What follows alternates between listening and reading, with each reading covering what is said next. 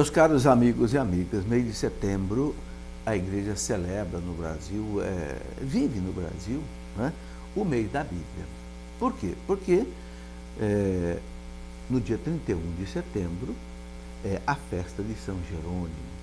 São Jerônimo foi aquele grande santo doutor da igreja que lá no século IV, ele que era um cidadão de Roma, italiano, ele, a pedido do Papa São Damaso, ele foi para a Terra Santa e ali nas grutas de Belém, onde Jesus nasceu, ele, então, durante mais de 30 anos, ele fez um trabalho gigantesco de traduzir a Sagrada Escritura, né, do grego e do hebraico para o latim.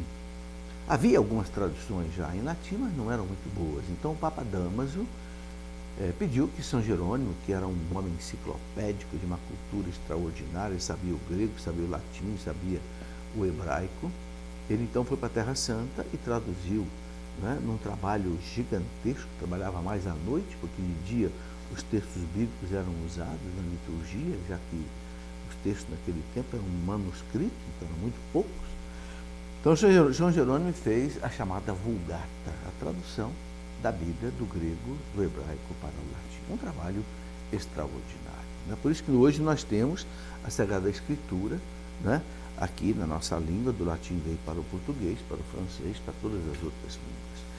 Muito bem, mês da Bíblia, mês da Palavra de Deus, né? São Paulo diz, a Palavra de Deus, né, não é palavra de homem, é palavra de Deus, né? Ela é viva, ela é eficaz, ela é penetrante como uma espada de dois gumes, né, capaz de separar assim até as coisas espirituais. Então, meus irmãos, uma coisa muito importante, nós temos que estudar a palavra de Deus. A Bíblia é formada de duas partes, principalmente, né? O Novo Testamento, que é Jesus, né? E o Antigo Testamento, a antiga aliança, que é o que prepara a vinda de Jesus. Então, o centro da Bíblia é Jesus. O Antigo Testamento prepara a vinda de Jesus e o Novo Testamento fala de Jesus, né?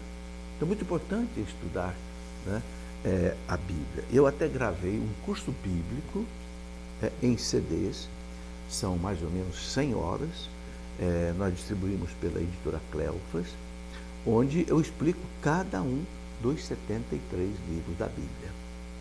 Porque não é fácil você compreender o Antigo Testamento, especialmente o Antigo não é fácil. Também o Novo, por exemplo, o livro do Apocalipse é um livro muito difícil de ser entendido. Então é preciso que a gente faça um curso bíblico. Eu tenho também um livro, que é o livro da Escola da Fé, volume 2, Sagrada Escritura, onde eu também explico, né, um pouco da Bíblia, mas esse curso bíblico gravado em CD, que são 100 horas, esse é um curso bem mais completo, onde a gente estuda cada um dos 73 livros da Bíblia. Bem, eu gostaria de dizer que é muito importante nós estudarmos a Bíblia, mas orientado pela igreja, pelo magistério da igreja, porque São Pedro fala uma coisa muito importante. Aqueles que querem estudar a Bíblia interpretando sozinho, como querem, não é? A Bíblia pode acabar cometendo muitos erros. Então São Pedro fala na sua segunda carta, no capítulo 13, quando ele fala das cartas de São Paulo, ele fala que nas cartas de São Paulo tem coisas difíceis de entender.